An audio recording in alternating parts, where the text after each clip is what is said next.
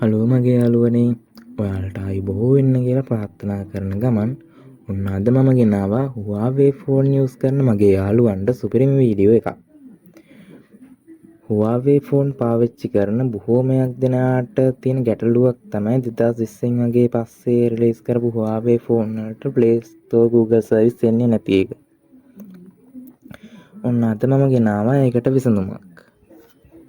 මේ ප්‍රශ්නේ මතුවෙලා දැන් අවුරුදු 5ක් විතර වෙන හින්දා ඉතින් කට්ටිය දන්නවත් ඇති මේකට එක එක සොලියුෂන් ඉතින් මේකේ ගැන දන්න ඔයාලට මම මේ පෙන්නන ෆෝන් එක Huawei Y6P මොඩල් එක. බලන්න මේකේ දැනටම Play Store ඊට පස්සේ Google service Google Play Store එකේ තියෙන App Store එකේ නැතිවත් දැනට මම මේකේ තියෙනවා. ඉතින් ඔයාලා කැමති අතින් මේක කොහොමද කරේ කියලා දැනගන්න. හරි යාළුවනේ, එහෙනම් වැඩි කතා ඕනේ අපි යමු වීඩියෝ එකට. හොඳයි යාළුවනේ, ඉස්සෙල්ලම අපි මේ වගේ මොකක් හරි වාගේ ෆෝන් එකේ දැන් තියෙන බ්‍රවුසර් එකක් පාවිච්චි කරලා පැරලල් සර්ච් කරලා ඒ බ්‍රවුසර් එක පාවිච්චි කරලා ගිහිල්ලා සර්ච් කරගන්න G-Space කියලා. ඊට පස්සේ මෙන්න උඩින් මේ වගේ වෙබ්සයිට් එකක්. මේකට ගිහිල්ලා දැන් මෙන්න මේ තියෙන APK ෆයිල් එක අපි ඩවුන්ලෝඩ් කරගන්න ඕන. ඒත් ඉතින් මම මෙතනින් එහාට මේක ඩවුන්ලෝඩ් වෙන්න දාන්නේ නැහැ. ඉතින් මගේ ගාව තියෙන හින්දා මම දැන් මේක ක්ලෝස් කරලා දානවා.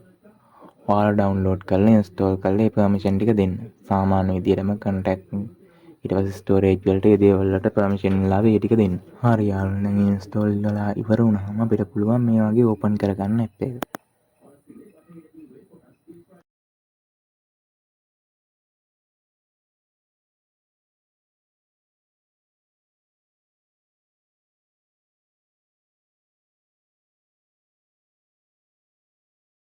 ඔන්න බලන්න, මම දැන් මේකේ තියෙන මේ Play Store app එක ඕපන් කරලා ඔයාලට පෙන්නන්න.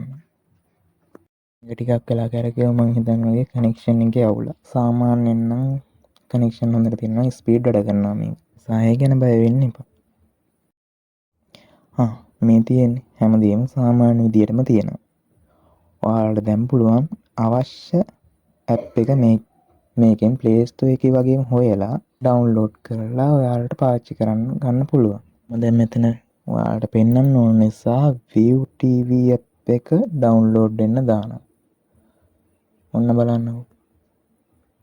අර සාමාන්‍යයෙන් Google සර්විස් තියෙන ෆෝන් වල වගේම සාමාන්‍ය විදියට Play Store එකෙන් ඩවුන්ලෝඩ් වෙනවා වගේම ඩවුන්ලෝඩ් වෙනවා.